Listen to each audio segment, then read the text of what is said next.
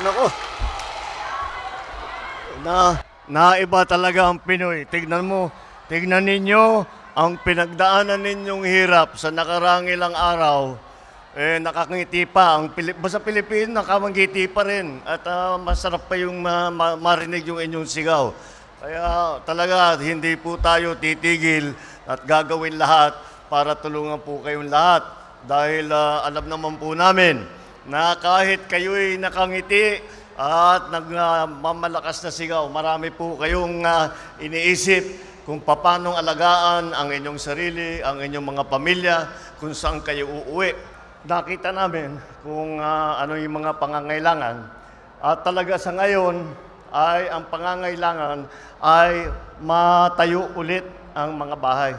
Kaya bukod dito, siyempre nandyan kayong lahat, nandyan pa kayo sa mga evacuation center. Wala naman kayong paglulutuan, wala naman kayong pagtutulugan. Kaya naman, ang unang-una, magdadala kami nito mga food pack na ganito, na dapat sa isang pamilya, yung isang food pack, isang kahon, tatagal dapat yan ng mga 3 araw, 4 na araw. Pero huwag kayong mag-alala, kung maubos ninyo sa 2 araw, meron pa yan. Meron, ibibigay namin kung ano yung kailangan ninyo.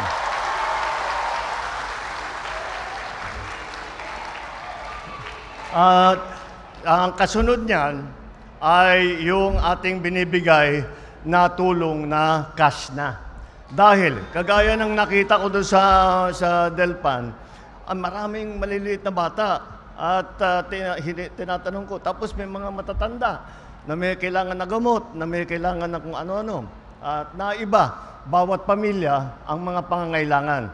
Kaya yung mga kuminsan, yung mga yun ay hindi kasama dito sa aming mga ibinibigay na tulong. Kaya kailangan cash para sa kayo bawat isang pamilya may hawak para magamit para naman dun sa pangangailangan na sa pamilya ninyo, yung gatas nga ng bata, yung gamot na maintenance, kung ano man. At yung mga ganun po. At nandito po ang serbisyo, yung sa inaalala ko kasi dahil ang sikip-sikip doon sa Delpan,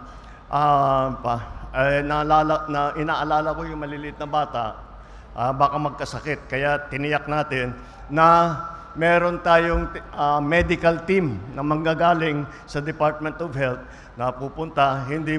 Tuloy-tuloy po yan. Hindi na sila aalis. Basta paikot-ikot lang sila sa lahat ng mga evacuation center. Kaya pagka meron kayong karamdaman, basta puntahan po ninyo sila at magbibigay sila ng serbisyo sa inyo. At yun lang po, pinangako ko po doon sa mga kasama natin sa isang evacuation center. Pag kayo ay hindi pa namin nauwi, pagdating ng Pasko, ako ipupunta rito, magpapaparty, magme-Merry Christmas tayo sama-sama. Kaya yan yung pang-udyok ko kay Mayor Lacuna Kaya bilisan mo, kundi magpapakain ka ng libu-libong tao pagdating ng Pasko. Ikaw din. Kaya kailangan maayos natin kaagad yun. Kaya huwag niyo pong alalahanin, andito po ang city government, andito po ang national government, lahat po ng ahensya ng pamahalaang nasyonal at nag-uugnay naman kasama ang mga local government officials at ating tunay na first responder. Ito po ay patuloy po namin pagtatrabahuin at titiyakin na kung ano man ang inyong pangangailangan, kami po ay nandito upang ibigay at idulot sa inyo kung ano pang serbisyo ang kinakailangan ninyong lahat. Maraming salamat po. Good luck po. Merry Christmas po.